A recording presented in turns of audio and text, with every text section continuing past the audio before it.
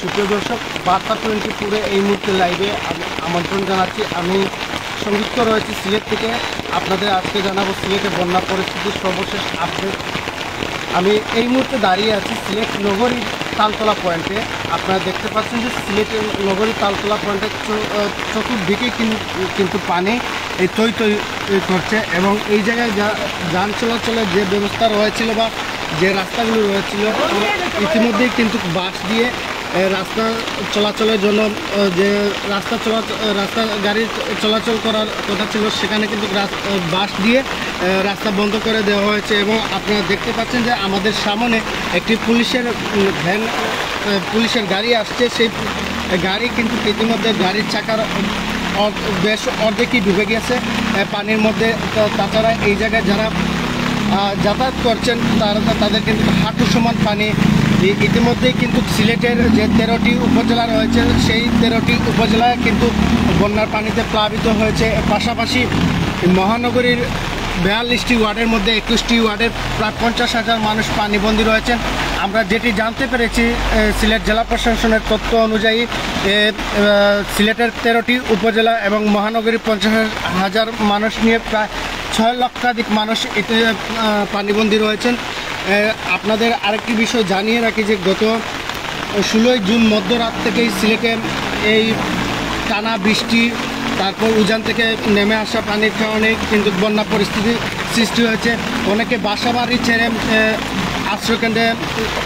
আশ্রয়কেন্দ্রে উঠেছেন, কেউ আবার আশ্রয়কেন্দ্রে না উঠে তাদের আত্মীয় স্বজনের উঁচু বাসাতে গিয়ে উঠেছেন, কেউ বাসার 2 তলাতে উঠেছেন। পাশাপাশি আরেকটি বিষয়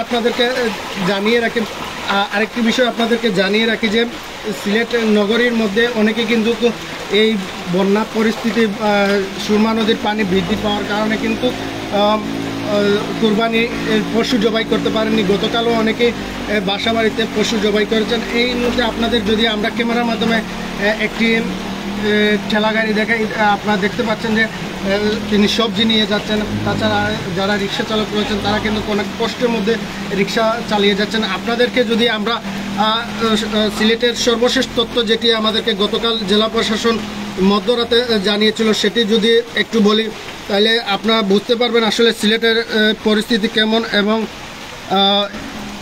গতকাল পর্যন্ত সিলেটের 13টি উপজেলায় 6,75,397 জন মানুষ পানিবন্দী রয়েছেন বলে সিলেটের জেলা প্রশাসন থেকে জানানো হয়েছে। এর মধ্যে মহানগরী 42টি ওয়ার্ডের মধ্যে 21টি ওয়ার্ডের 50,000 মানুষ পানিবন্দী রয়েছে।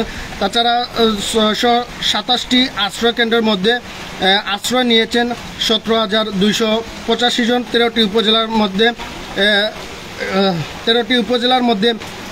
1,323টি গ্রাম বন্যার পানিতে প্লাবিত হয়েছে। এর মধ্যে সবচেয়ে বেশি যদি আমরা বলি প্লাবিত হয়েছে গোয়াইনঘাট, জৈন্তাপুর, গোলাপগঞ্জ, কানাইঘাট, কোম্পানিগঞ্জ, ঝকিগঞ্জ, বিশ্বনাথ এবং উসমাননগর। এই উপজেলার প্রত্যেকটি ইউনিয়নে বন্যার পানিতে প্লাবিত হয়েছে এবং নতুন এলাকা কিন্তু বন্যার পানিতে প্লাবিত হচ্ছে।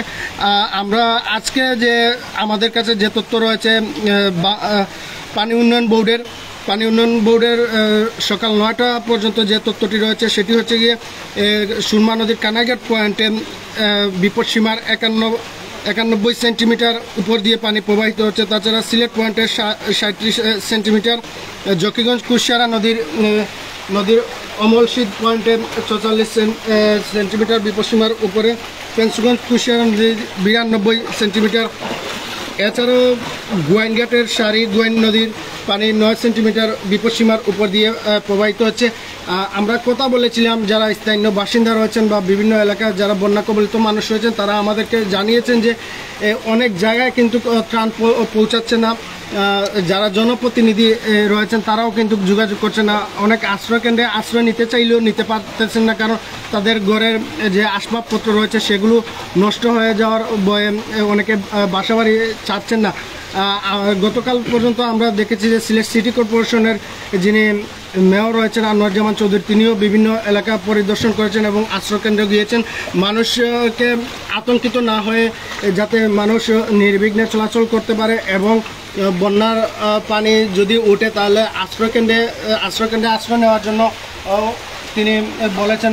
তাছাড়া তিনি আরেকটি ঘোষণা দিয়েছেন, আমরা গতকাল বিকেলে বিভিন্ন এলাকা ঘুরেছিলাম, যে ঘুরে দেখেছিলাম বিভিন্ন ওয়ার্ডের যারা বাসিন্দা রয়েছেন, এক ওয়ার্ড থেকে অন্য ওয়ার্ডে যারা আশ্রয় নিতে যান, তারা আশ্রয় নিতে না পারলে যারা স্থানীয় কাউন্সিলর রয়েছেন তারা তাদেরকে জায়গা দেন না, এমন একটি অভিযোগ উঠে এসেছিল।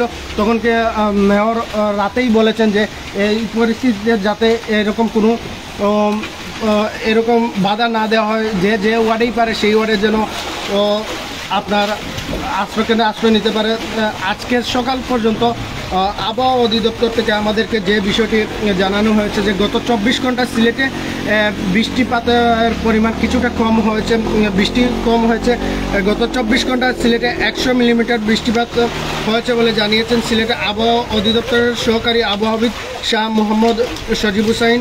এবং 6টা থেকে 9টা সকাল 9টা পর্যন্ত 55 মিলিমিটার বৃষ্টিপাত হয়েছে।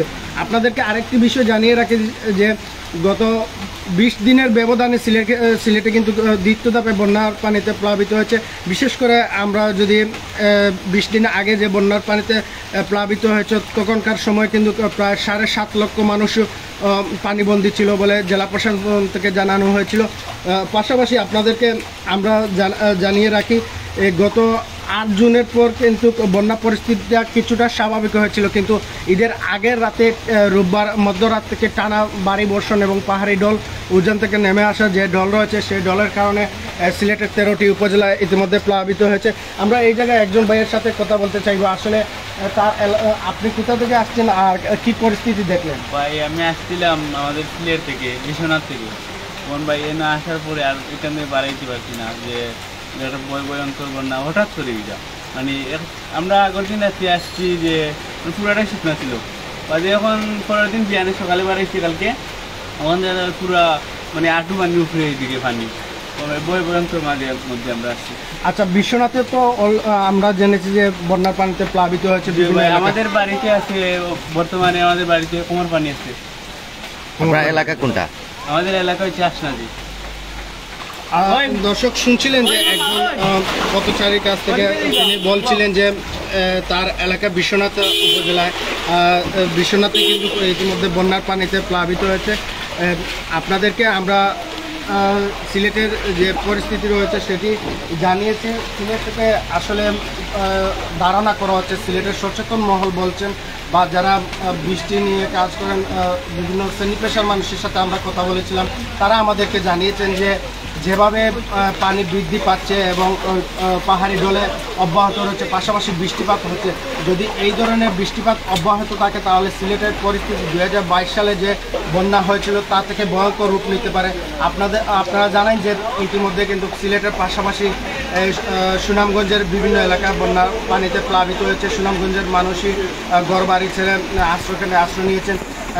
তাছাড়া আমরা জানি যে সিলেটের 6টি উপজেলা সীমান্তবর্তী উপজেলা ভারতের পাশেই অবস্থান করছে, যার কারণে চেরাপুঞ্জিতে বৃষ্টি হলে বা মেঘালয়ে বৃষ্টি হলেই সিলেটে পাহাড়ি ঢল নামে, আর সেই ঢলের কারণেই কিন্তু বন্যা পরিস্থিতির সৃষ্টি হয়। তো এই ছিল আমার কাছে সিলেট থেকে সর্বশেষ আপডেট।